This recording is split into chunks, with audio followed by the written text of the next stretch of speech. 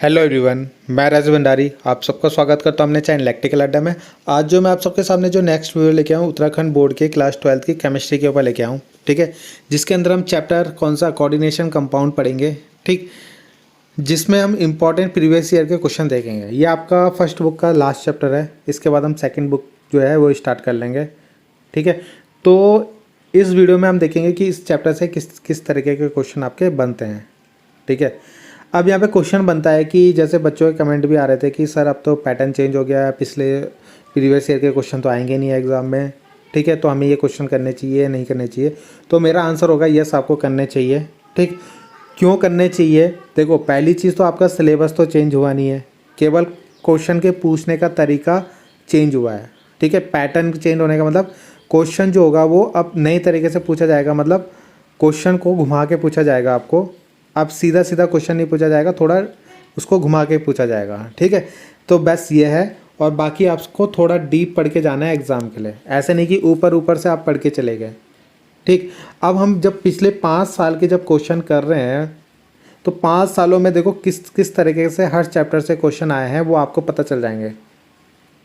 ठीक है, तो कम से कम आपका आधा, मतलब ये है कि कोई चैप्टर जो कोई चैप्टर है आपका, तो वहाँ से आपका 60 से 70% तो वैसे ही क्लियर हो जाएगा जब आप ये क्या करोगे, पिछले 5-6 साल के पेपर कर लोगे। ठीक है, बाकी जो 20-30% है वो थोड़ा आपको एक्स्ट्रा पढ़ना है।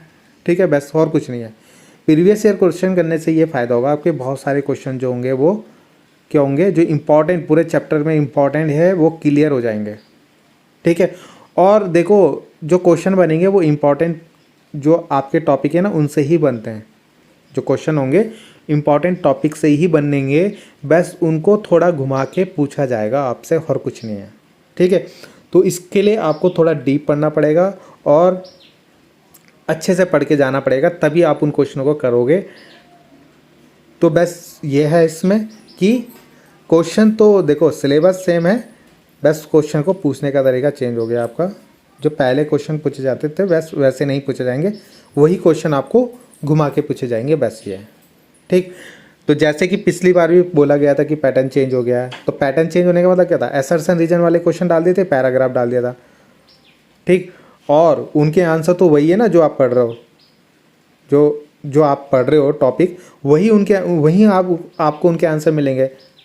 ठीक है, तो कहने का मतलब ये है कि देखो क्वेश्चन कुछ भी पूछ ले, आंसर तो आपके जो सिलेबस है उसी का होगा ना। मतलब जो बुक में है वही, जो बुक आप पढ़ रहे हो वही आपको लिखने हैं आंसर। वैसे आपको थोड़ा जब क्वेश्चन घुमा के दिया जाएगा तो आपको सोचना पड़ेगा, ऐसे नहीं कि डायरेक्ट आपको समझ में आ जाएगा क्वेश्चन, थोड़ा घुमा के पूछा जाएगा, आंसर आपके वही रहेंगे। ठीक है, जो आप पढ़ के जा रहे हो या पढ़ रहे हो स्कूलों में।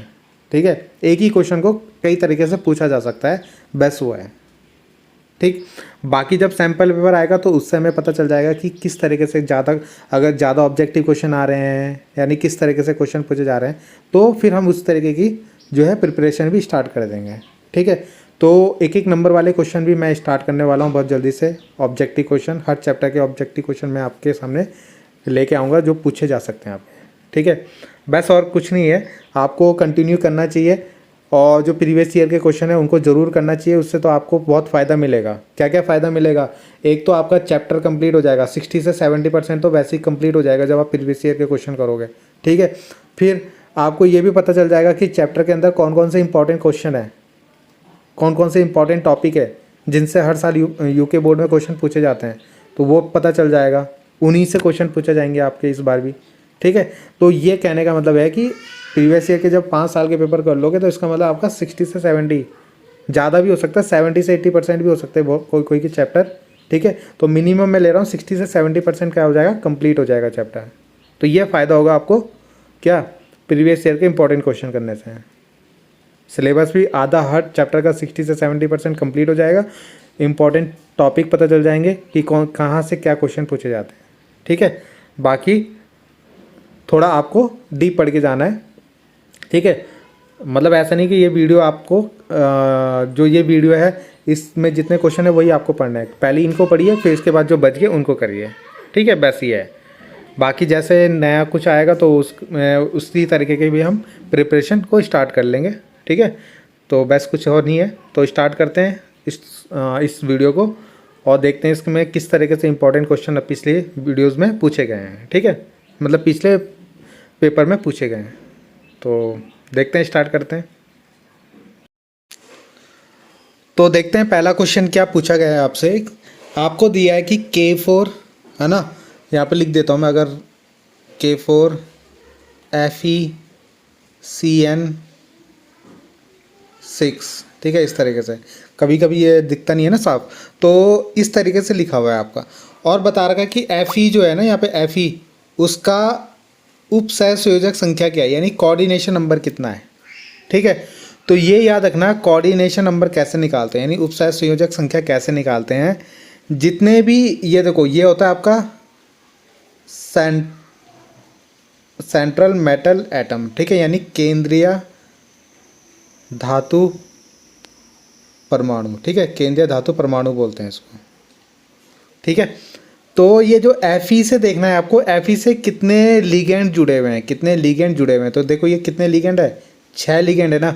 तो केंद्रीय धातु परमाणु से जितने भी अंदर इस ब्रैकेट के अंदर है ना, जितने लिगेंड जुड़े होंगे वही उसकी उपसहसंयोजक संख्या यानी कोऑर्डिनेशन नंबर हो जाता है। तो यहाँ पे 6 CN जुड़े हुए ना, 6 CN देखो यहाँ पे 6 लिखा हुआ है, तो इसका आंसर भी 6 होगा। तो इसका कोऑर्डिनेशन नंबर कितना आ गया, 6 आ गया आपका। ठीक है, अगला क्वेश्चन है, इसका IUPAC नेम लिखना है आपको। किसका, CuNS3 4SO4, इस तरीके से इसका IUPAC नेम लिखना है। तो बहुत इंपॉर्टेंट है, IUPAC नेम आता ही आता है एग्जाम में लिखने के लिए। ठीक है, तो ये क्वेश्चन आपका आएगा ही आएगा, ये आप चाहे पैटर्न चेंज हो चाहे कुछ भी हो। ठीक है, तो ये क्वेश्चन आपका आएगा ही आएगा। तो देखते हैं इसका आंसर कैसे लिखोगे। तो ये है आपका क्वेश्चन। देखो सबसे पहले देखो हम यहाँ पे देखते हैं, जैसे हमारे पास ये लिखा हुआ है ना, तो सबसे पहले हम इसका नाम लिखेंगे ब्रैकेट के अंदर। ठीक है, तो ब्रैकेट के अंदर ब्रैकेट में आप क्या लिखते हो, जो पॉजिटिव वाला होता है ना उसका नाम पहले लिखते हैं और नेगेटिव वाले का नाम बाद में लिखते हैं। ठीक है, तो आपको पता है यहाँ पे प्लस माइनस कैसे पता लगेगा आपको, प्लस माइनस को पता कैसे लगाओगे। तो प्लस माइनस का पता लगाएंगे। देखो हम SO4 हमें पता है कितना होता है, -2 होता है, ये सबको पता है। तो जब ये SO4 जब -2 है तो ये पूरा ब्रैकेट क्या में होगा, देखो पूरा ब्रैकेट इसी के साथ है ना, +2 होगा। जितना नेगेटिव होगा उतना ही पॉजिटिव होगा आपके पास चार्ज। तो अगर SO4 में -2 है तो इसमें +2 हो जाएगा, अगर इसमें -3 है तो उसमें +3 हो जाएगा। क्योंकि ओवरऑल चार्ज देखो, अभी इसके ऊपर कोई चार्ज नहीं लिखा हुआ है, 0 है। तो 0 कब हुआ होगा, जब ये -2 और ये +2 रहा होगा, तभी तो 0 है ना इसके ऊपर। ठीक है, तो ये नेगेटिव और ये पॉजिटिव, तो पहले पॉजिटिव वाले का नाम लिखा जाता है। अब पॉजिटिव का नाम जब लिखने जाओगे तो उसके अंदर सबसे पहले इन लिगेंड का नाम लिखा जाता है। किनका, लिगेंड का नाम। तो कितने यहाँ पे 4 लिगेंड है ना, तो टेट्रा लिखेंगे, कितना, टेट्रा। और NH3 के लिए लिखते हैं हम एमाइन, क्या लिखते हैं, एमाइन। ठीक, 4 लिख दिया, टेट्रा लिख दिया, फिर एमाइन लिख दिया, सॉरी टेट्रा लिख दिया, एमाइन लिख दिया, 2 के नाम हो गए। अब हमें Cu का नाम लिखना है। तो Cu क्या होता है, कॉपर। ठीक है, यहाँ तक समझ में आ गया। अब यहाँ पे ये सेकंड ऑक्सीडेशन नंबर भी लिखना होता है हमें इस मेटल का। ये हमारा सेंट्रल मेटल है ना, केंद्रीय धातु, इसका ना हमें क्या लिखना होता है, ऑक्सीडेशन नंबर भी लिखना होता है। तो कैसे निकालेंगे, देखो Cu का निकालना है ना, जिसका निकालना है उसको X ले लेना। 11th में हमने सीखा होगा ये निकालना। प्लस NH3 का होता है 0, तो 0 लिखेंगे। कितना NH3 है, 4। ठीक है, और SO4 के ऊपर होता है कितना, -2, इसके ऊपर -2 होता है ना, तो इक्वल टू में ले लो 0। कितना ले लो, 0। ठीक है, तो यहाँ तक हो गया आपका। 1 मिनट,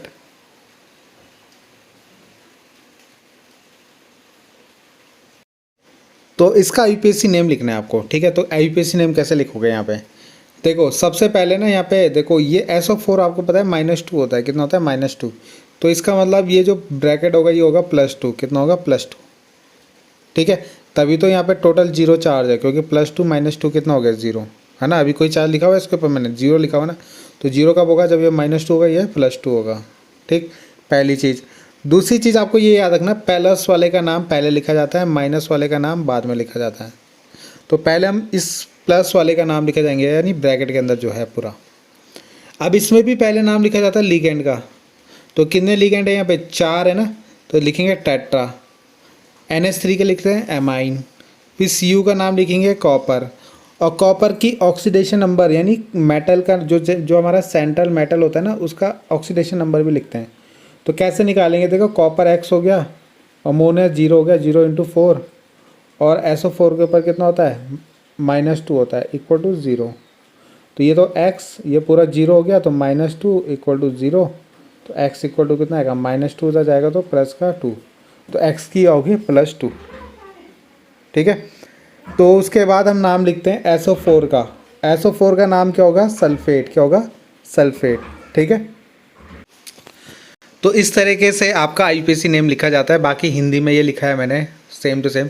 मैं हिंदी मीडियम वालों को भी प्रेफरेंस दूंगा कि आप क्या करो, इंग्लिश में इसका नाम लिखना। ठीक है, क्योंकि आगे आपको इंग्लिश में ही पढ़ना है, तो इसको कम से कम IUPAC नेम आपको इंग्लिश में लिखना है, और इनके बीच में गैप मत देना बिल्कुल भी। ठीक है, बिल्कुल भी गैप मत देना इसके बीच में। ठीक है, जब आप नाम लिखोगे। सेकंड क्वेश्चन देखते हैं। नेक्स्ट क्वेश्चन जो है आपके पास ये है। ठीक है, इसमें Fe का ऑक्सीडेशन नंबर निकालना है। तो कैसे निकालोगे, Fe को x ले लो, Cn का जो वैल्यू होती है वो -1 होती है इंटू 6, और -3 है ना आयन जो प्रेजेंट है इसमें, तो उसको इक्वल में लिखोगे। कितने, इक्वल में। तो कितना हो जाएगा, x - 6 इक्वल टू -3। तो x इक्वल टू -3, और ये -6 हो जाएगा तो प्लस का 6। तो कितना आएगा बताओ, 6 में से 3 गए 3, तो x की वैल्यू कितनी आ गई, 3। तो ये इसका ऑक्सीडेशन नंबर हो जाएगा, किसका, Fe का। ठीक है, तो इस तरीके से आपके पास ऑक्सीडेशन नंबर निकालने के लिए भी आ सकता है। ठीक है, तो ये आपका ये क्वेश्चन ये भी हो गया। देखते हैं अगला क्वेश्चन। नेक्स्ट क्वेश्चन देखते हैं कि आपको समझाना है यानी एक्सप्लेन करना है FeH2O6+3 जो है वो अनुचुंबक है यानी पैरामैग्नेटिक है, वाइल FeCN6-3 एक दुर्बल अनुचुंबक है यानी एक वीक पैरामैग्नेटिक है। तो इसको आपको एक्सप्लेन करना है। ठीक है, कि ये वाला स्ट्रॉन्ग पैरामैग्नेटिक क्यों है, ये वीक पैरामैग्नेटिक क्यों है। ये बहुत अच्छा क्वेश्चन है, पूछा जाता है ये वाला। ठीक है, तो ये आपका स्ट्रॉन्ग पैरामैग्नेटिक मतलब प्रबल अनुचुंबक है, ये दुर्बल अनुचुंबक है, तो ये आपको बताना है इसको। ठीक है, और ये वाला क्वेश्चन तो मैंने आपको करा दिया। Fe की ऑक्सीडेशन नंबर निकालना है ना, उपसैस कोऑर्डिनेशन नंबर निकालना है इसमें आपको। ठीक है, तो कोऑर्डिनेशन नंबर हमने निकाल दिया था ना, इसके कितना हो गया Fe का, 6 होंगे, तो 6 हो गया इसका आंसर। ठीक है, तो ये वाला तो हो गया, पहले इसको देख लेते हैं। ठीक है, तो देखते हैं इस क्वेश्चन को। ठीक है, यहाँ पे क्या है, पहले हम इसको देखते हैं FeH2O6+3। तो अगर आप यहाँ पे चेक करें तो Fe का जो इलेक्ट्रॉनिक कन्फिग्रेशन होता है ना, Fe का कितने होते हैं, Fe में 28 होते हैं ना, तो इसको हम ऐसे लिखते हैं ऑर्गन यानी 20 तो ये हो गए। ठीक है, 3d6 4s2। ठीक है, तो टोटल 28 हो गए। तो अगर हम D में देखो, हमने 6 इलेक्ट्रॉन बना रखे हैं, और S में हमने 2 इलेक्ट्रॉन बना रखे हैं। ये S हैं 4s, ये 4s होगा, इसको लिख लेना। ये 4p होगा, और ये 4d होगा। ठीक है, इस तरीके से। अब देखो S में 2 इलेक्ट्रॉन है और D में 6 इलेक्ट्रॉन है, ये बना दिया हमने। ठीक है, अगर अब देखें यहाँ से Fe का ऑक्सीडेशन नंबर निकाले तो कितना आएगा बताओ। Fe को x ले लूँ, H2O जो होता है 0 होता है, तो 0 × 6 H2 है ना, और प्लस का 3 इसको इक्वल में लिखूँगा। ठीक है, तो यहाँ से Fe कितना आएगा, x की वैल्यू कितनी आई बताओ, 3 आएगी। कितना आएगी, 3। तो अगर यहाँ से निकालें तो देखो ऑक्सीडेशन नंबर 3 आएगी आपकी, कितनी आएगी, Fe+3 लिखूँगा मैं यहाँ पे, Fe+3। ठीक है, यहाँ पे छूट रखा है आपका बहुत। तो यहाँ पे देखो, यहाँ पे लिखेंगे Fe+3। ठीक, अब 2 इलेक्ट्रॉन यहाँ से निकल गए, 1 इलेक्ट्रॉन यहाँ से निकल गया। देखो ये जगह खाली हो गई, और यहाँ से एक इलेक्ट्रॉन निकल गया तो ये भी सिंगल रह गया। ठीक, पहले आपको इतना करना है, पहले Fe के इलेक्ट्रॉन भर देने हैं आपको। ठीक है, इससे 3s, इससे 3d, 4s लिखना, 4p और 4d। देखो d में 5 ऑर्बिट होती है, 5 बनाना है, s में 2 होती, s में 1 होती है, 1 बनाना है, p में 3 होती है, 3, फिर d वाले में 5। ठीक है, ऐसे बनाना है आपको ये। अब आपको चेक करना है कि H2O ना एक वीक लिगेंड है। क्या है? एक वीक लिगेंड है, यानी दुर्बल लिगेंड है। तो ये क्या करता है, यहाँ से इलेक्ट्रॉन को शिफ्ट नहीं करता। अभी आप देखोगे जब स्ट्रॉन्ग वाला आएगा ना, वो यहाँ पे इसको यहाँ आगे भेज देगा, इसको यहाँ भेज देगा। ठीक है, इस तरीके से करेगा। मगर H2O जो होता है वीक लिगेंड होता है, तो वो क्या करता है, ये जो खाली है ना, ये जो 6 H2O है, एक H2O यहाँ पे आएगा, एक यहाँ इलेक्ट्रॉन देगा, एक यहाँ देगा, एक यहाँ देगा, एक यहाँ देगा, एक यहाँ देगा। कितने हो गए? 3 2 5 6, 6 हो गए ना टोटल।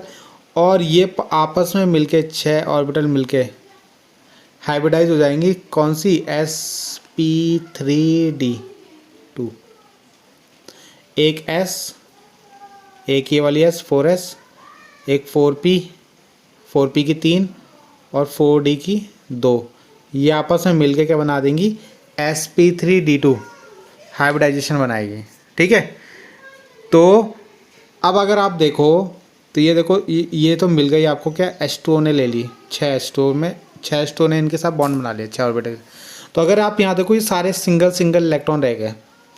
और सिंगल इलेक्ट्रॉन जो होते हैं, अनपेयर्ड इलेक्ट्रॉन बोलते हैं इन्हें, अयुग्मित इलेक्ट्रॉन बोलते हैं। इनके कारण ही इसके अंदर क्या होता है, चुंबकीय गुण आता है, यानी मैग्नेटिक प्रॉपर्टी आती है। इसलिए स्ट्रॉन्ग मैग्नेटाइज होते हैं, क्योंकि इसके अंदर बहुत सारे अनपेयर्ड रह गए ना, 5 रह गए अनपेयर्ड। ठीक है, क्या रह गए? जितने ज़्यादा अनपेयर्ड इलेक्ट्रॉन होंगे, अयुग्मित इलेक्ट्रॉन होंगे, उतना ज़्यादा वो क्या होगा, पैरामैग्नेटिक होगा। ठीक है, तो पहला वाले का रीज़न समझ में आ गया। यहाँ पे लिखा भी है, एक वीक लिगेंड है H2O, तो यहाँ पे 5 अनपेयर्ड रह गए आपके। कितने? 5 अनपेयर्ड रह गए, यानी अयुग्मित लिख लेना हिंदी में से, अयुग्मित इलेक्ट्रॉन रह गए, इसलिए स्ट्रॉन्ग मैग्नेटाइज हो गया। अगर हम इस वाले की बात करें, सेकंड वाले की, इससे आपको ज़्यादा क्लियर समझ में आ जाएगा। अगर हम इसका बनाए तो यहाँ पे Fe में फिर से हमने क्या बना दिए, D में 6 बना दिए, S में 2 बना दिए, और 4p में क्या बनाए, 4p में अभी एक भी इलेक्ट्रॉन नहीं है। ठीक है, अब अगर यहाँ से Fe की ऑक्सीडेशन नंबर निकालो तो Fe को x ले लो, Cn की वैल्यू होती है -1 × 6, और इक्वल में लिखना -3 है ना, ये इसको इक्वल में लिख लेंगे। तो x - 6 = -3 और -6 हो गया प्लस का, तो कितना आएगा, +3 आएगा। कितना आएगा? +3। तो x की वैल्यू कितनी, देखो Fe +3 लिख दिया मैंने इसको, है ना। 3 इलेक्ट्रॉन डोनेट करेगा, तो 2 तो उसने ये इलेक्ट्रॉन करे और एक इसने ये वाला इलेक्ट्रॉन डोनेट करा। ठीक है, तो कर दिए, Fe +3 ऑक्सीडेशन स्टेट में आ गए। अब देखो यहाँ पे सारे सिंगल इलेक्ट्रॉन रह गए, एक ये बॉक्स रह गया, एक बॉक्स ये रह गया। अब ये आएगा Cn। कौन आएगा? Cn जो होता है ना, वो स्ट्रॉन्ग लिगेंड है। कैसा? स्ट्रॉन्ग, प्रबल लिगेंड है। लिखा भी होगा मैंने, देखो Cn is a strong ligand, तो प्रबल लिगेंड है ये। तो ये क्या करेगा, जब आएगा तो इन इलेक्ट्रॉन को यहाँ से शिफ्ट करेगा। तो ये वाला इलेक्ट्रॉन चला गया यहाँ, ये वाला इलेक्ट्रॉन चला गया यहाँ, तो देखो ये 2 हो गए ना, और ये आपका सिंगल रह गया। ठीक, अब 6n देखो, 6 Cn कहाँ आएगा, ये खाली हो गया, यहाँ अपने इलेक्ट्रॉन दे देगा।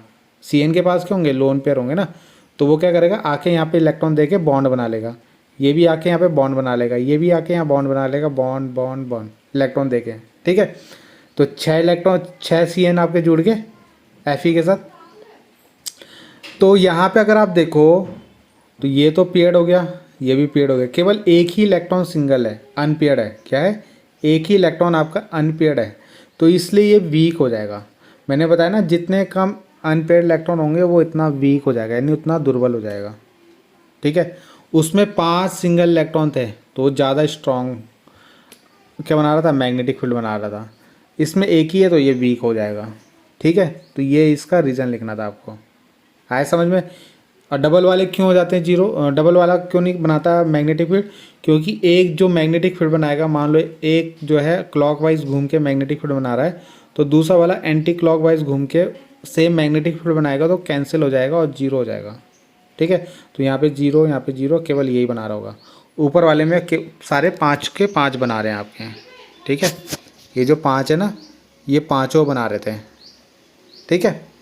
तो इसलिए स्ट्रांग हो गया। तो इस क्वेश्चन को कर लेना, कहीं पे भी दिक्कत हो तो कमेंट कर लेना आप, ठीक है। नेक्स्ट क्वेश्चन देखते हैं। अगला क्वेश्चन आता है आपके पास, देखो सेम ऐसे ही क्वेश्चन जैसा भी हमने करा, ठीक है। तो इसमें भी वही बताना है आपको, बस थोड़ा सा क्या चेंज है इसमें, आपको इसमें बताना है कि ये तो अनुचुंबकीय है, यानी ये तो पैरामैग्नेटिक है, जबकि ये क्या है, डायमैग्नेटिक यानी प्रतिचुंबकीय है। जबकि दोनों चतुष्फलकीय हैं, ठीक है। दोनों चतुष्फलकीय होने के बाद भी ये क्या है, पैरामैग्नेटिक है, और ये क्या है, डायमैग्नेटिक है, यानी प्रतिचुंबकीय है। क्यों? तो देखते हैं इसका आंसर। तो यहाँ पे देखो जो है ये इसका आंसर है। अब थोड़ा सा यहाँ पे हिंदी मीडियम वाले ध्यान देना, मैं इसको इंग्लिश में लिखा ना, इसको हिंदी में समझा दूंगा, आप लिख लेना इसको, ठीक है। बस इस क्वेश्चन में, बाकी मैंने आप लोगों के लिए हिंदी में भी बनाया है, ठीक है। तो इस क्वेश्चन में क्या है, देखो सबसे पहले हमें ये चेक करना है कि ये पैरामैग्नेटिक क्यों है, यानी अनुचुंबकीय क्यों है, ठीक है। तो देखते हैं NiCl4-2। अगर यहाँ पे हम Na की ऑक्सीडेशन स्टेट निकालें तो कितना आ रहा है, +2। कैसा आ रहा है +2, देखते हैं। Na को x ले लो, Cl होता है -1, तो -1 कितने Cl हैं, 4, तो 4 की मल्टीप्लाई कर देंगे। इक्वल में कितना रखेंगे, -2, जितना भी चार्ज होता है उसको इक्वल में रखते हैं। तो x - 4 = -2, तो -4 उधर जाएगा तो क्या होगा, प्लस का 4 हो जाएगा। तो कितना आएगा, x की वैल्यू 2 आएगी, कितनी आएगी, 2। तो इस तरीके से इसकी +2 आ गई। अब +2 का मतलब ये 2 इलेक्ट्रॉन डोनेट करेगा, क्या करेगा, 2 इलेक्ट्रॉन डोनेट करेगा, ठीक है।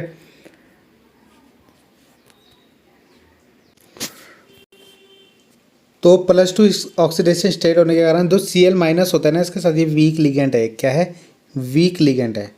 अगर मैं देखो, मैंने सीधा Na+2 का लिख दिया यहाँ पे। Ni का अगर मैं बनाऊँ तो कैसे होगा, पहले आप क्या करोगे, 3 डब्बे तो यही बनेंगे आपके, 1 2 3 4, है ना, ये बन गए।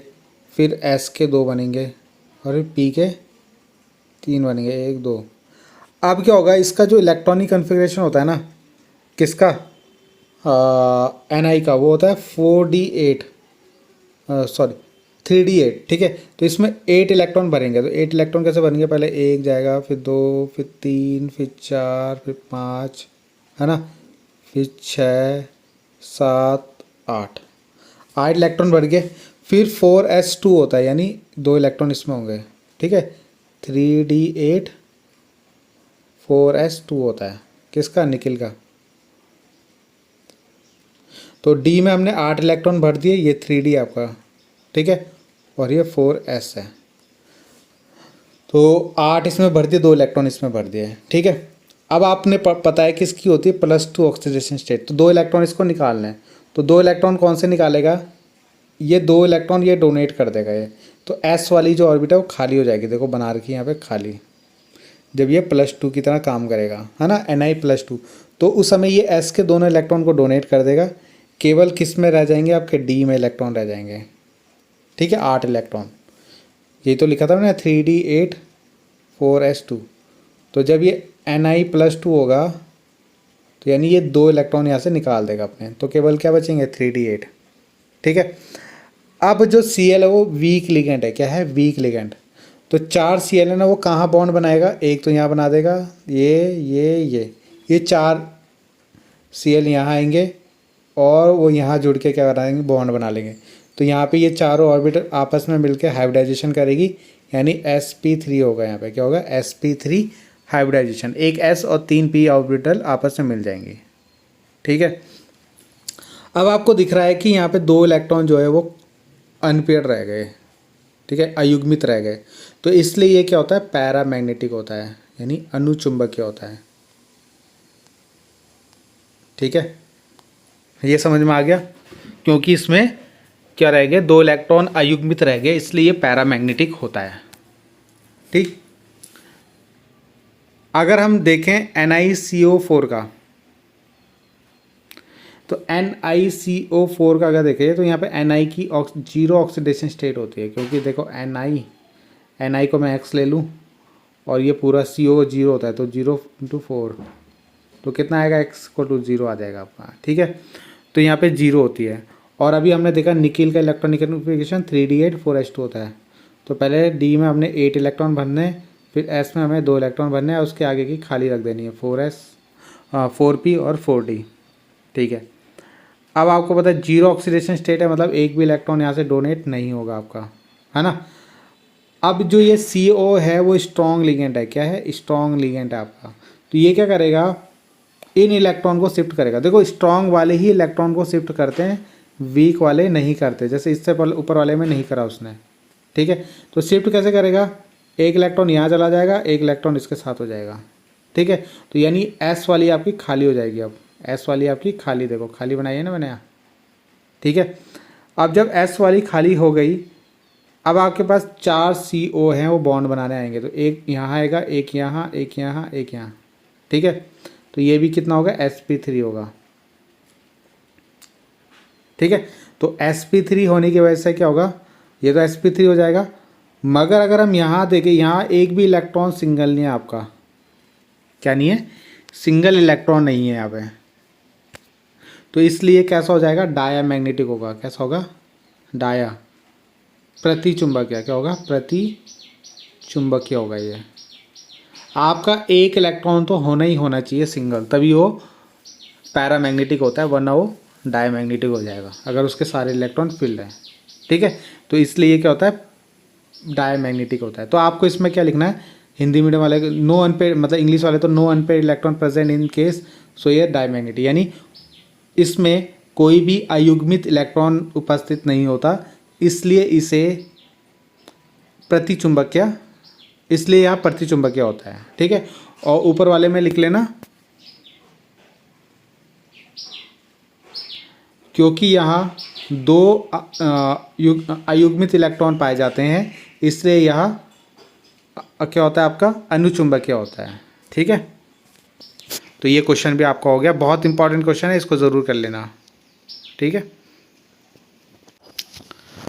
अगला है कि इनके IUPAC नेम लिखने हैं आपको, इसका IUPAC नेम लिखना है, और साथ में व्हाट इज किलेट, किलेट किसे बोलते हैं उसको एक्सप्लेन करना है एग्जाम्पल के साथ। तो इन दोनों क्वेश्चन को एक साथ देख लेते हैं।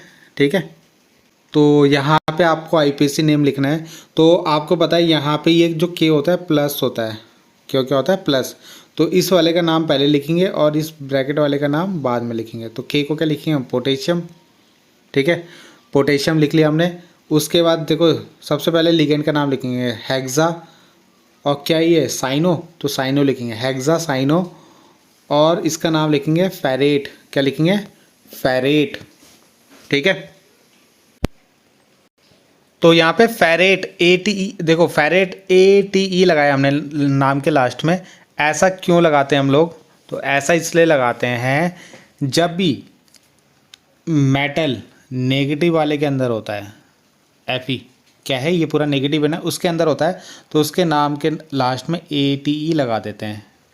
ठीक है, तो क्या हो जाएगा, ये फेरेट हो जाएगा, इसलिए हमने फेरेट लगाया वहाँ पे लास्ट में। ठीक है, जब भी नेगेटिव के अंदर मेटल होता है ना, तो उसके नाम के आगे फेरेट लगा, मतलब ATE लगा देते हैं नाम के लास्ट में। ठीक है, तो और यहाँ पे प्लस, ये 2 ऑक्सीडेशन नंबर कैसा आया ये, तो यहाँ पे निकाल लेते हैं। देखो K के ऊपर होता है +1, तो कितने हैं वो 4, तो 4 की मल्टीप्लाई कर देंगे, प्लस Fe को x ले लो, इसका हमें निकालना है।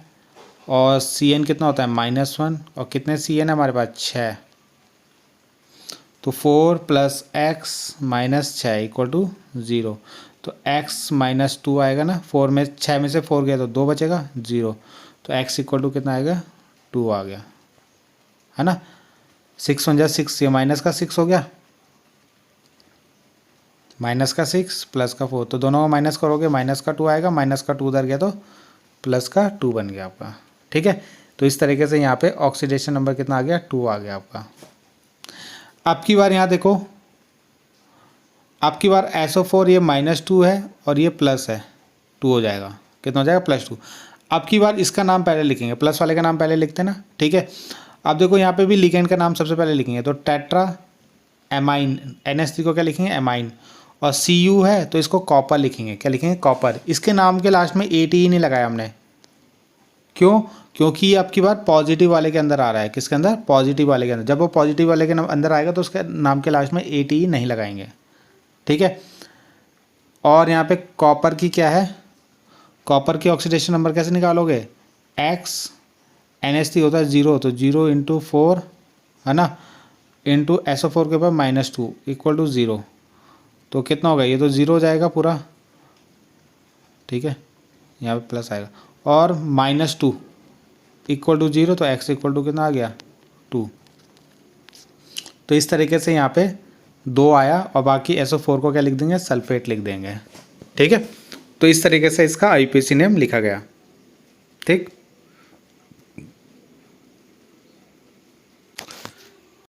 अगला क्वेश्चन पूछा गया था कीलेट क्या होता है, उसको एग्जाम्पल के साथ आपको एक्सप्लेन करना था। तो कीलेट क्या होता है? एक तरीके से कोऑर्डिनेशन कंपाउंड है, यानी संकुल यौगिक होता है, ठीक। ये क्या होता है? एक तरीके से रिंग स्ट्रक्चर होती है। कैसे होती है? रिंग, वलय, जिसको हिंदी में बोलते हैं वलय, यानी गोल हो जाती है, यानी रिंग फॉर्म में बनती है, ठीक है। यानी आपका जो भी मेटल होता है उससे लिगेंड इस तरीके से जुड़ते हैं ताकि वो क्या हो जाए? क्लोज रिंग बन जाए। क्या बन जाए? क्लोज रिंग बन जाए।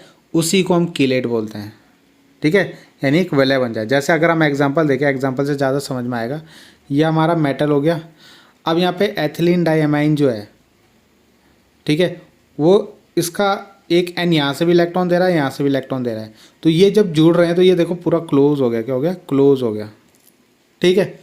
ऐसे यहाँ पे देखो M है ऑक्जिलेट, तो यहाँ से भी इसने इलेक्ट्रॉन दिया, यहाँ से भी इलेक्ट्रॉन लिया, तो ये भी पूरा क्या हो जाएगा? क्लोज हो जाएगा। तो ये क्या होता है? कीलेट बोलते हैं इनको। क्या बोलते हैं? कीलेट, ठीक है। और ये उनके एग्जाम्पल हो गए दोनों। तो यहाँ थ्योरी में भी ये लिखा है, आप इसको पढ़ सकते हो, ठीक है। Chelate is a coordination compound that forms when A central metal atom bonds with A organic molecules called ligand, यानी जब वो लिगेंड के साथ बॉन्ड बनाता है टू फॉर्म रिंग स्ट्रक्चर, और एक रिंग स्ट्रक्चर बनाता है, ठीक है। कीलेट एक संकुल यौगिक है। यह तब बनता है जब एक केंद्रीय धातु परमाणु एक कार्बन अणु, जिससे लिगेंड कहते हैं, के साथ विलय कर के साथ बनकर एक विलय संरचना बनाता है, ठीक है। यानी लिगेंड के साथ जुड़ के एक विलय की संरचना करता है, तो उसको हम कीलेट बोलते हैं।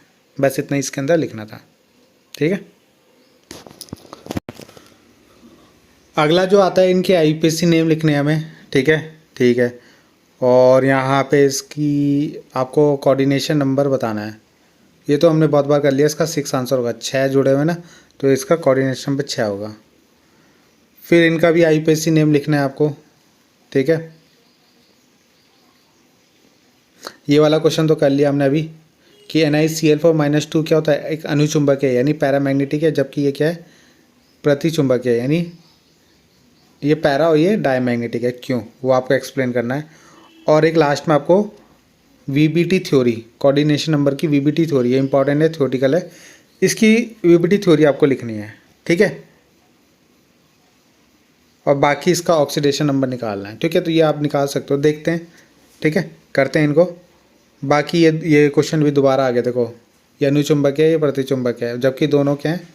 टेट्राहेड्रल है। ये अभी मैंने करवाया था ना अभी आपको, तो वही क्वेश्चन ये रिपीट हो रहा है, ठीक है। इसमें आपको ऑक्सीडेशन नंबर निकालना है कोबाल्ट का, ठीक है।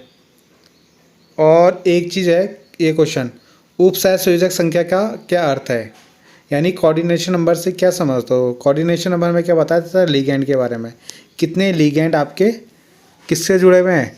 सेंट्रल मेटल एटम से, वो हमें कोऑर्डिनेशन नंबर बताता है, ठीक है। बस लिगेंड, कितने लिगेंड सेंट्रल मेटल से कितने लिगेंड जुड़े हुए हैं, ठीक है, वो हमें बताता है कोऑर्डिनेशन नंबर, ठीक है। तो यहाँ पे हम सबसे पहले देखते हैं VBT थ्योरी, जो आपका क्वेश्चन पूछा गया था, अभी मैंने आपको दिखाया। तो ये क्वेश्चन हम यहाँ पे देखते हैं, ठीक है।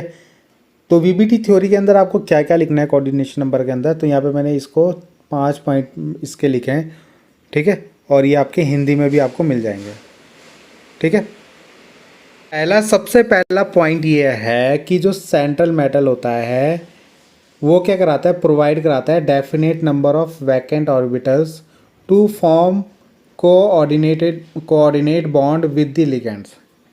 ठीक है, लिगेंड्स के साथ बॉन्ड बनाने के लिए ये क्या कराता है, वैकेंट ऑर्बिटल देता है। वैकेंट मतलब खाली ऑर्बिटल देता है। जैसे मैंने अभी आपको एक एग्जांपल कराया था ऊपर, अगर मैं आपको दिखाऊं ये वाला, ठीक है, तो यहाँ पे Fe सेंट्रल मेटल है, ठीक है, तो इसने क्या करा है, इतनी खाली ऑर्बिटल दी आपको।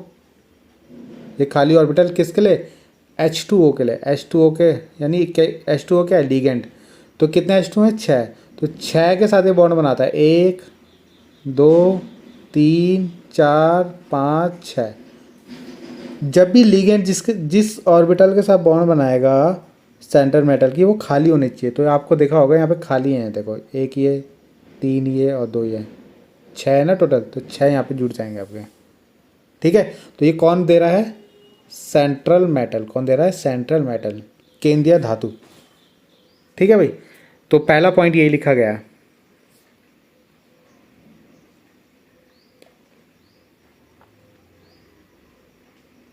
तो हिंदी में भी पहला पॉइंट यही है, धातु आयन द्वारा प्रदान की गई रिक्त कक्षाओं की संख्या, सॉरी ये इसमें मैंने दूसरा पॉइंट लिख दिया, यहाँ पे देखो, केंद्रीय धातु परमाणु लिगेंड के साथ आबंध बनाने के लिए निश्चित संख्या में रिक्त कक्षाएं प्रदान करता है। यानी सेंट्रल मेटल जो होता है वो रिक्त कक्षाएं देता है किसको, लिगेंड के साथ बॉन्ड बनाने के लिए। ठीक है, पहला पॉइंट क्लियर हो गया। दूसरा पॉइंट देखते हैं। दूसरा पॉइंट ये है कि जो नंबर ऑफ वैकेंट ऑर्बिटल, जो खाली ऑर्बिटलों की संख्या है मेटल की, वो कितने किसके बराबर होती है, कोऑर्डिनेशन नंबर। यानी जितने आपके कोऑर्डिनेशन नंबर, यानी जितने आपके कोऑर्डिनेशन नंबर मतलब लिगेंड, अगर आपके 4 लिगेंड है तो 4 खाली ऑर्बिटल देगा ये। ठीक है, 3 लिगेंड है तो 3 खाली ऑर्बिटल देगा, 6 है तो 6 देगा। ठीक है, तो यही ये पॉइंट बोलना चाह रहा है। इसको मैंने यहाँ पे पहला पॉइंट लिखा हुआ है, धातु आयन द्वारा प्रदान की गई रिक्त कक्षाओं की संख्या उसकी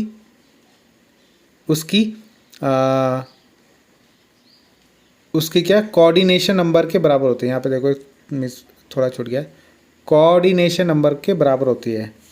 ठीक है, यानी कोऑर्डिनेशन नंबर को क्या बोलते हैं हिंदी में, हाँ, तो यहाँ पे उपसह संयोजक संख्या आएगा। क्या आएगा, उपसह संयोजक संख्या लिख लेना हिंदी में। ठीक है, उपसह संयोजक संख्या, कोऑर्डिनेशन नंबर। ठीक है, तो ये 2 पॉइंट हो गए। तीसरा पॉइंट है, तीसरा पॉइंट जो है कि जो वैकेंट ऑर्बिटल होती हैं वो हाइब्रिडाइजेशन करती है। जैसा अभी हम बना रहे थे ना, sp3d2, इस तरीके से अभी दिखाऊंगा मैं आपको, to form same number of identical hybrid orbitals equivalent energy. ठीक है, तो देखते हैं, इसको समझते हैं क्या है इसका मतलब। तो अगर हम यहाँ पे एग्जांपल देखें तो यहाँ पे देखो क्या था आपका, ये 2 ऑर्बिटल थी, एक ये थी और 3 ये थी। ये 3 ऑर्बिटल आपस में मिली और 3 ही, ये 2 इसकी, 1 इसकी और 3, यानी 5 6, ये 6 ऑर्बिटल आपस में मिली और 6 नई हाइब्रिडाइज ऑर्बिटल इन्होंने बनाई। कौन कौन सी, D2sp3 बोलेंगे इसे, D2sp3, यानी 2 D की, 1 sp और p3 की। यानी जितनी ऑर्बिटल आपस में हाइब्रिडाइज होंगी उतनी ही नई आपकी ऑर्बिटल बनेंगी। ठीक है, तो यही वो आपका अगला पॉइंट बोल रहा था। ठीक है, तो ये इस पॉइंट में यही था कि जितनी वैकेंट ऑर्बिटल हाइब्रिडाइजेशन करती है तो वो उतने ही आइडेंटिकल क्या होती है, हाइब्रिड ऑर्बिटल बनाती है, वो भी इक्विवेलेंट एनर्जी यानी सेम एनर्जी की। तो तीसरा पॉइंट में मैंने ये लिखा है, ये रिक्त कक्षाएं समान संख्या में समान संकर या समतुल्य ऊर्जा बनाने के लिए संकरण से गुजरती है। यानी समान संख्या में संकरित ऑर्बिटल बनाती है, समतुल्य ऊर्जा बनाने के लिए ये संकरण करती है। यानी संकरण करने के पश्चात, यानी हाइब्रिडाइजेशन करने के बाद समान संख्या में समान संकर, यानी सेम नंबर के क्या बनाते हैं, हाइब्रिडाइजेशन ऑर्बिटल, और समान ऊर्जा की बनाती है। ठीक है,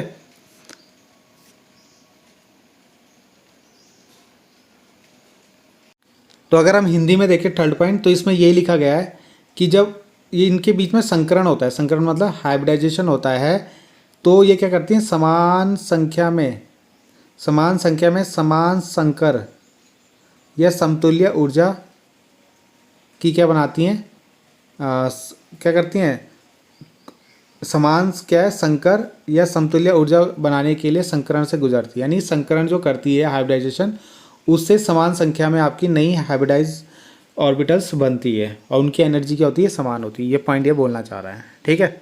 बाकी आप इसको अच्छे अपने तरीके से लिखना चाहते हो तो लिख लेना।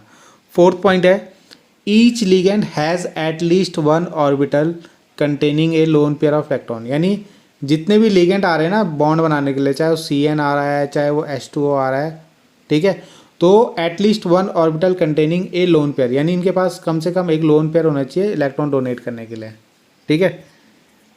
क्या होना चाहिए, लोन पेयर, अयुग्मित इलेक्ट्रॉन होना चाहिए। प्रत्येक लिगेंड में कम से कम एक कक्षक होता है, ठीक है। एक लिगेंड एक ऑर्बिटल लेगा आपका, जिसमें से एक इलेक्ट्रॉन युग्म उपस्थित रहता है, जिसमें वो क्या करता है, अपना एक इलेक्ट्रॉन देता है और वहाँ पे बॉन्ड बनाता है, ठीक है। तो अगर मैं आपको दिखाऊं तो आपको जैसे दिख रहा होगा यहाँ पे कितने, इसमें नहीं बनाया मैंने, जैसे मान लो 4 Cl हैं तो 4 Cl आएंगे तो इधर आएगा एक, हर एक लिगेंड एक ऑर्बिटल लेगा, है ना। जैसे एक CN ने एक ऑर्बिटल ली, दूसरा CN ने भी एक ऑर्बिटल ली, तीसरे CN ने भी एक ऑर्बिटल ली और चौथे ने भी एक ऑर्बिटल ली। और यहाँ पे इनके लोन पेयर रहते हैं, यानी इसके अंदर जो लोन पेयर होता है ना वो यहाँ देता है, ये भी अपने यहाँ देता है, ये भी यहाँ देता है, यहाँ देता है, बॉन्ड बनाता है। कौन सा बॉन्ड बनाते हैं ये लोग, कोऑर्डिनेट बॉन्ड बनाते हैं, ठीक है। उपसहसंयोजक बॉन्ड बोलते हैं उसको हिंदी में। तो ये आपका उस पॉइंट का मतलब है। अगला पॉइंट है कि the hybrid orbitals of metals, यानी जो मेटल्स की ऑर्बिटल है, जैसे Fe की हम बना रहे हैं, ये 3p की बना दी, है ना, ये S की होगी, p की हो गई, ऐसी हम D की बना रहे हैं। ये क्या करती है, ओवरलैप करती है, यानी उसके साथ अतिव्यापन करती है, किनकी, लिगेंड्स की ऑर्बिटल के साथ।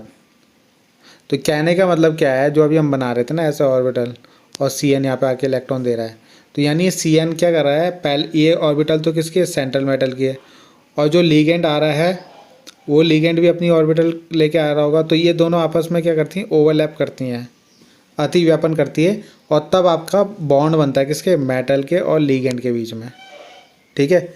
मेटल और लिगेंड के बीच में बॉन्ड तब बनता है आपका, ठीक है भाई। तो यही इस पॉइंट में बोला गया है। धातु आयन की संकलित ऑर्बिटल लिगेंड की भरे हुए ऑर्बिटल के साथ अतिव्यापन करके बनता है, ठीक है। तो ये आपका इस पॉइंट का आंसर हो गया। अगर मैं आपको दिखाऊं तो कहने का मतलब क्या बोल रहा है वो,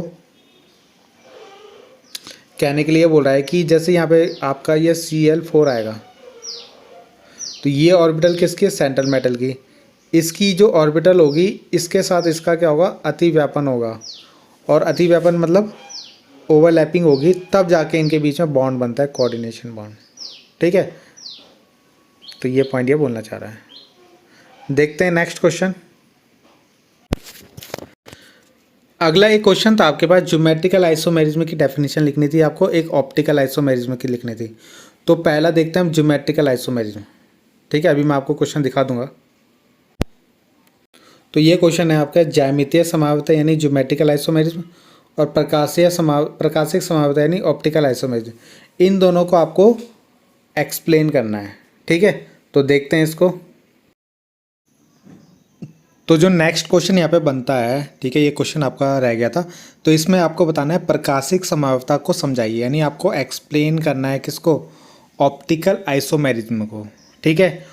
और इसके आपको ज्योमेट्रिकल आइसोमेरिज्म बनाना है, यानी उपसहसंयोजी, इस उपसहसंयोजी यौगिक के आपको क्या बनाना है, ज्यामितीय समावयवी बनाने हैं, ठीक है। यानी पहले तो आपको ऑप्टिकल आइसोमेरिज्म यानी प्रकाशिक समावयवता क्या होता है उसको एक्सप्लेन करना है, ठीक है, उसको समझाना है। उसके बाद ये जो कंपाउंड दे रखा है, यौगिक दे रखा है, इसकी ज्यामितीय संरचना बनानी है, क्या बनानी है, ज्यामितीय समावयवी बनाने हैं इसके, यानी क्या बनाने, ज्योमेट्रिकल आइसोमेरिज्म बनाने हैं। और उसके बाद उसमें बताने कि कितने इसके अंदर ऑप्टिकल आइसोमेरिज्म होंगे, ठीक है। तो बहुत अच्छा क्वेश्चन है आपका। तो सबसे पहले देखते हैं इसकी डेफिनेशन, फिर उसके बनाएंगे हम क्या, ज्योमेट्रिकल आइसोमेरिज्म यानी ज्यामितीय समावयवी बनाएंगे, फिर हम उसमें देखेंगे कितने प्रकाशिक समावयवी होंगे, ठीक है। तो 3 क्वेश्चंस को मिला के एक क्वेश्चन बनाया गया। तो देखते हैं। तो देखो आपके जो ऑप्टिकल आइसोमेरिज्म होते हैं जिनको हम प्रकाशिक समावेवी बोलते हैं, ठीक है, या प्रकाशिक समावता बोलते हैं। ऑप्टिकल आइसोमेरिज्म आपने सुना होगा, जो क्या करते हैं प्लेन पोलराइज लाइट को, यानी ऑप्टिकल सब्सटेंस वो होते हैं जो प्लेन पोलराइज लाइट को लेफ्ट या राइट को मोड़ देते हैं, है ना। जो किसी प्लेन पोलराइज लाइट को, यानी किसी प्लेन पोलराइज लाइट को लेफ्ट या राइट में मोड़ देते हैं, तो उसको हम ऑप्टिकली एक्टिव सब्सटेंस बोल देते हैं, ठीक है। तो ऐसे सब्सटेंस आपके ऑप्टिकल आइसोमेरिज्म होते हैं, ठीक है। तो यहाँ पे जो है आपका हमें पढ़ना है ऑप्टिकल आइसोमेरिज्म, ठीक है। तो ऑप्टिकल आइसोमेरिज्म क्या होते हैं, इनको ना एनेंशियोमर्स भी बोलते हैं। क्या बोलते हैं? एनेंशियोमर्स भी बोलते हैं, ठीक है। तो हिंदी में इसको जो बोला जाता है एनेंशियोमर्स को प्रतिबिंब रूप, ठीक है, प्रतिबिंब रूप बोला जाता है हिंदी में, तो ये याद रखना। तो जो ऑप्टिकल आइसोमेरिज्म होते हैं उनको एनेंशियोमर्स भी बोलते हैं, यानी प्रकाशिक संभाव्यताओं को प्रतिबिंब रूप भी बोलते हैं। इसका मतलब होता है नॉन सुपर इम्पोजिबल, यानी ऐसी इमेज जो एक दूसरे के ऊपर सुपर इम्पोज नहीं हो सकती, यानी एक दूसरे के ऊपर मतलब एक दूसरे के ऊपर सुपर इम्पोज ना हो, ठीक है। ऐसी इमेजों को हम बोलते हैं एनेंशियोमर्स, ठीक है। जैसे मान लो आपके में ये लगाया आपने, मान लो इधर ए जोड़ा, इधर बी जोड़ा, इधर सी, इधर डी, ठीक है। अगर आपने इसके सामने मिरर बनाया, मिरर रख दिया, तो इसकी जो इमेज बनेगी ना वो क्या होगा, इधर सी आ जाएगा, इधर ए आ जाएगा, नीचे बी और ऊपर डी। तो अगर आप इसको इस पूरे को उठा के इसके ऊपर रखो तो क्या ये एक दूसरे के ऊपर सुपर इम्पोज हो जाएंगी, एक दूसरे के ऊपर ठीक वैसे ही आ जाएंगी? नहीं आएंगी ना। इसका इधर ए है, इसके इधर सी हो गया, तो जब आप इसको यहाँ से उठा के लेके जाओगे और यहाँ रखोगे तो ए के नीचे सी आ जाएगा, और इधर इसको उठा के यहाँ रखोगे तो सी के नीचे ए आ जाएगा। तो ये आपस में सुपर इम्पोज नहीं हो रही, यानी एक दूसरे के ऊपर नहीं आ रही, इनकी जो छाया वो एक दूसरे के ऊपर नहीं आ रही है, ठीक है। तो ऐसे जो सब्सटेंस होते हैं, है ना, उनको हम एनेंशियोमर्स बोलते हैं। तो ऑप्टिकल आइसोमेरिज्म को हम एनेंशियोमर्स भी बोलते हैं। तो इसका मतलब ऑप्टिकल आइसोमेरिज्म में भी क्या होती है आपकी, नॉट सुपर इम्पोजेबल होती है, यानी एक दूसरे के ऊपर उनकी इमेज नहीं आती है, ठीक। तो यही यहाँ पे लिखा हुआ है कि optical isomerism in coordination compound is a type of stereomers that occur when a compound has a mirror image that is not superimposed, यानी जो ऐसी इमेज जो नॉट सुपर इम्पोज होती है ऑन इट्स सेल्फ, यानी अपने ही ऊपर नॉट सुपर इम्पोज होती है, तो इसको हम एनेंशियोमर्स भी बोलते हैं, ठीक है। हिंदी में क्या बोलेंगे, जो प्रकाशिक संभाव्यता होती है एक प्रकार का जो यहाँ पे स्टीरियोमर्स लिखा हो ना, यहाँ पे आप लिख लेना त्रिविम,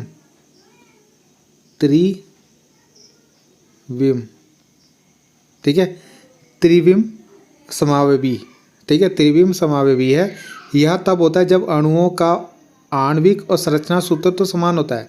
देखो फॉर्मूला और स्ट्रक्चर तो अलग होता है, वो मैंने यहाँ नहीं लिखा हुआ है, ठीक, लेकिन वो एक दूसरे के ऊपर क्या होती है, उनकी दर्पण छाया एक दूसरे के ऊपर आरोपित नहीं हो सकती, वो है ना, वो एक दूसरे के ऊपर सुपर इम्पोज नहीं होती। तो ऐसी इनको हम बोलते हैं ऑप्टिकल आइसोमेरिज्म, ठीक है। क्या बोलेंगे, ऑप्टिकल आइसोमेरिज्म बोलेंगे, ठीक है।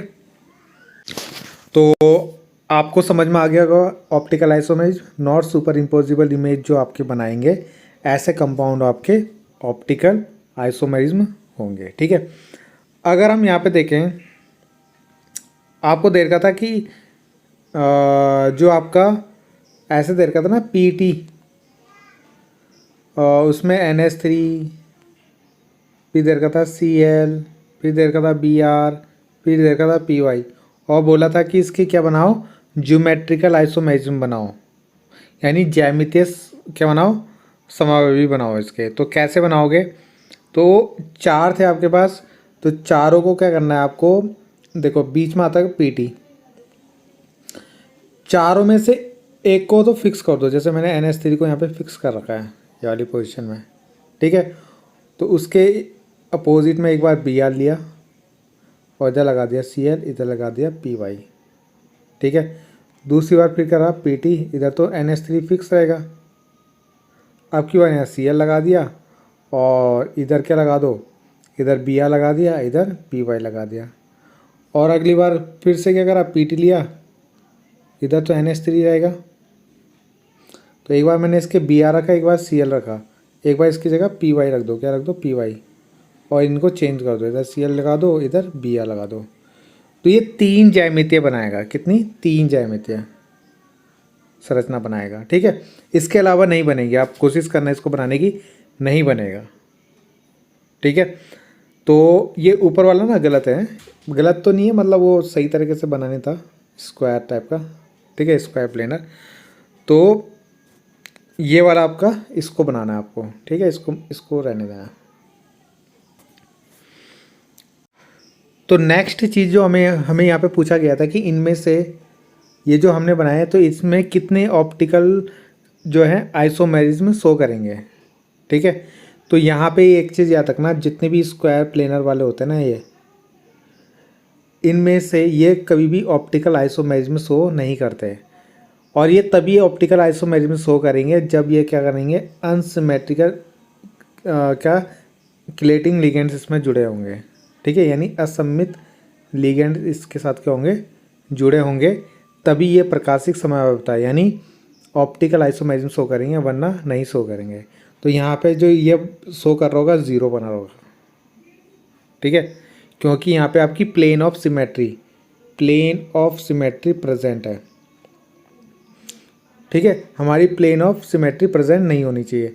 जैसे अगर आप इसको देखो ऐसे ऐसे ना, तो इसको आप कट करोगे तो 2 इक्वल पार्ट में कट हो जाएगा। ये जो प्लेन है ऐसे कट करोगे तो ये 2 पार्ट में डिवाइड हो जाएगा। तो यहाँ पे प्लेन ऑफ सिमेट्री प्रेजेंट है, इसलिए ये 0 ऑप्टिकल आइसोमेरिज्म शो करेगा यहाँ पे, ठीक है। बाकी मैंने लिखा हुआ है यहाँ पे, तो आप इसको नोट कर लेना। ज्यामितीय समयावता निम्न प्रकार से है, इनमें कोई भी प्रकाशिक समयावता प्रदर्शित नहीं करेगा। वर्ग का समतलीय संकुल प्रकाशिक समयावता तभी प्रदर्शित करेगा जब उनमें असममित लिगेंड होते हैं, ठीक है। जब उसके पास असममित क्या होंगे, लिगेंड उपस्थित होंगे, तभी वो क्या करेगा, ऑप्टिकल आइसोमेरिज्म यानी प्रकाशिक समयावता को प्रदर्शित करेगा, ठीक है। बाकी ये बहुत बड़ा टॉपिक है, आप जब आप इसको पढ़ोगे ना तो डिटेल में, तभी ये आपको ज़्यादा क्लियर अच्छे से होगा, ठीक है। यहाँ पे तो मैंने केवल इसका क्वेश्चन का जो आंसर है वो लिखवाया है, बाकी जब इसको आप डिटेल में पढ़ोगे ना इसके अलग अलग टाइप से, तब आपको ये ज़्यादा अच्छे से समझ में आएगा, ठीक है। अगला क्वेश्चन है ये, ठीक है। इसमें देखो प्रकाशिक समयावता तो मैंने अभी आपको समझा दी, तो इसमें केवल आपको डेफिनेशन लिखनी है, 1 नंबर का है, ठीक है। और ज्यामितीय समयावता ये आपको, इसमें भी आपको डेफिनेशन लिखनी है। तो देखते हैं इसकी डेफिनेशन, तो इसकी तो आप लिख लोगे, इसकी आप देखते हैं। तो देखो ज्यामितीय यानी ज्योमेट्रिकल आइसोमेरिज्म, ज्यामितीय जो समयावता होती है आपकी, देखो ये क्या होती है, जो आपका सेंट्रल एटम होता है ना, उसके चारों ओर जो आपके लिगेंड जुड़ते हैं ना, उनकी पोजीशन के हिसाब से बनता है, ठीक है। अब ये 2 तरीके का होता है, एक सिस और एक ट्रांस होता है, ठीक है। अभी मैं इसका एग्जांपल देके बताऊंगा आपको। तो ये याद रखना ज्योमेट्रिकल आइसोमेरिज्म में कि यहाँ पे जो डिफरेंट आपके जो सेंट्रल मेटल एटम के साइड में जो लिगेंड जुड़ते हैं ना ये, ठीक है, उनके हिसाब से ये ज्योमेट्रिकल आइसोमेरिज्म बनते हैं। ये 2 तरीके के होते हैं, सिस और ट्रांस, ठीक है। अब इसके अंदर 4 लिगेंड वाले आते हैं जिसको हम स्क्वायर प्लेनर कॉम्प्लेक्स बोलते हैं, और जिनमें 6 लिगेंड आएंगे उनको हम बोलेंगे ऑक्टाहेड्रल कॉम्प्लेक्स, ठीक है। हिंदी में भी यही लिखा हुआ है मैंने कि समयावता, ज्यामितीय समयावता केंद्रीय धातु परमाणु के चारों ओर विभिन्न स्थानों पर रहने वाले लिगेंडों के कारण होती है ना। जो आपका धातु परमाणु हुआ, केंद्रीय धातु परमाणु, मान लो ये CM है, केंद्रीय धातु परमाणु, उसके चारों ओर जो लिगेंड जुड़ेंगे, अब वो 4 भी जुड़ सकते हैं और 6 भी जुड़ सकते हैं, उनके जुड़ने की तरीके और उनके जो स्थान होंगे उनके चारों तरफ, ठीक है, उसके हिसाब से ज्योमेट्रिकल आइसोमेरिज्म बनाते हैं, ठीक है। अभी जैसे हमने पीछे बनाया था ना, अभी एक एग्जांपल क्वेश्चन जो दे रखा था उसमें भी हमने बनाया था, ठीक है। उसमें हमने स्क्वायर प्लेनर वाला बनाया था 4 वाला, ठीक है, जो अभी मैंने ऑप्टिकल आइसोमेरिज्म के अंदर करा था, ठीक है। तो वही आपको यहाँ पे देखना है, ठीक है। तो 4 वाला भी होता है, 6 वाला भी होता है, और ये 2 तरीके का होता है, सिस और ट्रांसफॉर्म 2 तरीके से बनता है। तो इसका एक एग्जांपल लिखते हैं, यहाँ पे मैंने एग्जांपल देना भूल गया था, ठीक है। तो देखते हैं इसका एग्जांपल। जैसे मान लो हमने पीटी लिया है ना, पीटी लिया, उसमें ऐसे हमने जोड़ दिया एक NH3 एक NH3, इधर हमने एक Cl जोड़ दिया, एक Cl जोड़ दिया। तो अगर आप देखो तो इसके एडजेसेंट वाले देखो सेम है, इधर भी सेम है। तो जब भी ऐसा बनेगा तो इसको बोलते हैं हम सिस, क्या बोलते हैं, सिस, ठीक है। अब जरूरी नहीं है ऐसे भी सेम हो सकता है, जैसे इधर NH3 इधर भी NH3, इधर Cl इधर भी Cl, ठीक है, इधर भी Cl इधर भी Cl, इधर NH3 इधर NH3। तो ऐसे भी अगर आपका होगा तो वो भी सिस फॉर्म होगी आपकी, ठीक है। अब ट्रांस में क्या होता है, जैसे मान लो आपने पीटी लिया, इधर आपका NH3 आया, एक NH3 इधर जोड़ा आपने, एक Cl इधर जोड़ा, एक Cl, तो ये क्या हो गए, ट्रांस हो गई, क्योंकि ये ऐसे में इक्वल आ रही हैं, सेम आ रही, मतलब इक्वल नहीं सेम, ऐसे में, ठीक है। तो ये आपकी ट्रांसफॉर्म हो गई। तो आगे समझ में, वो सिस थी और ये ट्रांस, TRANS, ट्रांस, ठीक है। तो ये इसका एग्जाम्पल हो जाएगा, तो ये बना लेना इसके अंदर। तो बस इतने ही क्वेश्चन थे। तो जितने भी पिछले 4-5 सालों में इस चैप्टर से जितने भी इंपॉर्टेंट क्वेश्चन बने थे वो मैंने सारे करवा दिए। आप लोगों को ये करने ज़रूरी है, ठीक है, तभी आपको पता चलेगा किस तरीके से क्वेश्चन पूछे जाते हैं एग्ज़ाम में, ठीक है। तो जब आप ये कर लोगे तब आप इनको अच्छे, जब आप ये करोगे ना तभी आपको पता लगेगा। जब आपको ये क्वेश्चन आ गए फिर आप और डीप में जाके और स्टडी कीजिएगा, ठीक है। तो पहले तो आपको बेसिक भी तो पता होना चाहिए, ऐसा तो है नहीं कि ये पूरा ही सिंपल है ना, मतलब सारा बेसिक है। इसके अंदर बहुत से अच्छे अच्छे क्वेश्चन भी आ रखे हैं इनके अंदर, ठीक है। तो जब आपको ये आ जाएंगे तो फिर आप और जो डीप क्वेश्चन होंगे वो भी ईजिली कर लोगे, ठीक। तो पहले आपको ये तो पता लगे कि इंपॉर्टेंट है क्या, जो आपको इंपॉर्टेंट पता लगेगा चैप्टर का कि ये क्वेश्चन पूछे जाते हैं, फिर उनको और डीप में आपको पढ़ना है, ठीक है। तो इस तरीके से आप तैयारी करते रहिए। तो मिलते हैं नेक्स्ट वीडियो में, और कोई भी अगर आपको कहीं पे भी दिक्कत होगी तो कमेंट कर लेना, ठीक है। तो थैंक यू।